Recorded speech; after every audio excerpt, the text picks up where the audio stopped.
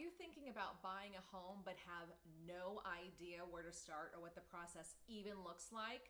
Well, you are in the right place because I'm going to go through all of that with you right now.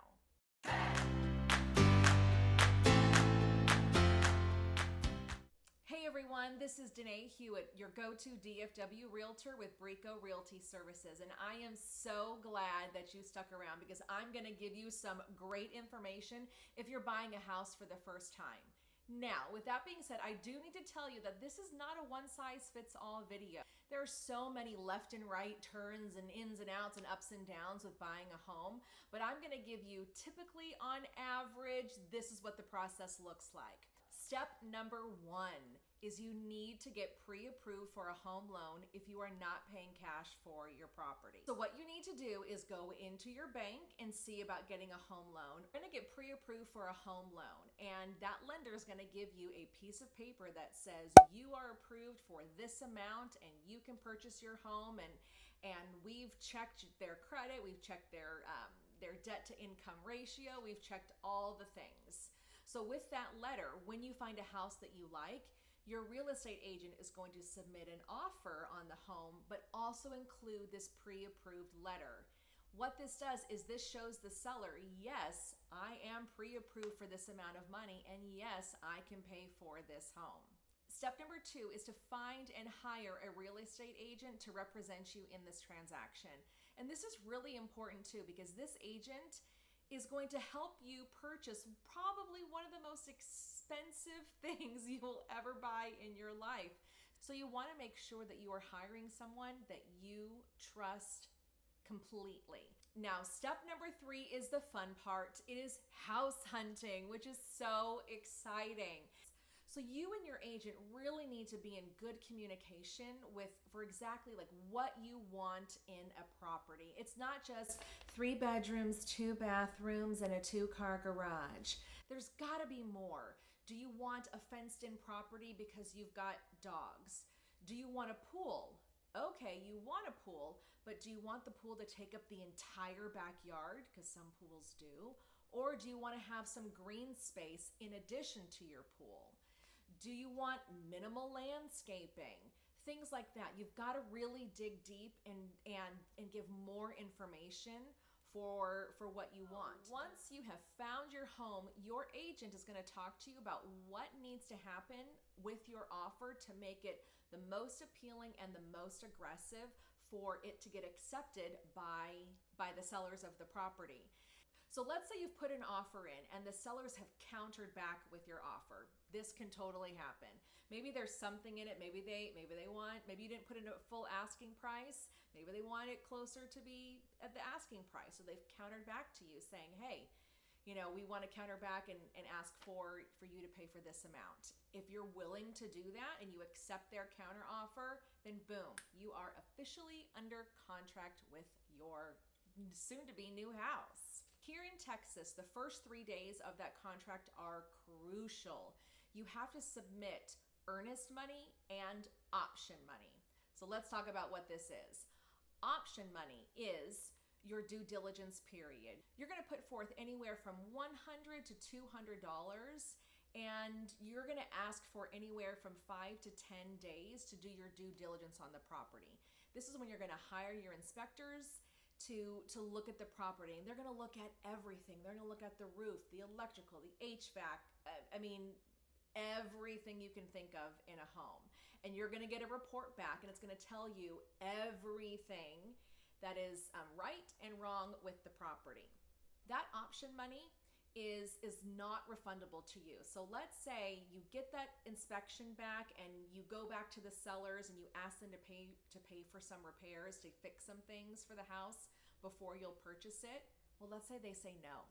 And you're like, well, this is not the house for me then that option money, that either $100 to $200 in there, that is not refundable to you, so you will lose that money and the sellers will get to cash that check. But let's say you get that inspection back, you ask the sellers to pay for a couple of things or to fix a couple of things before you buy the house. Everyone's in agreement. Boom, you are moving forward with the property. So exciting. But let me explain what earnest money is. Again, like I said, in the first 3 days of the contract here in Texas, you've got to submit your option money and your earnest money. Earnest money is good faith money to show these sellers, yes,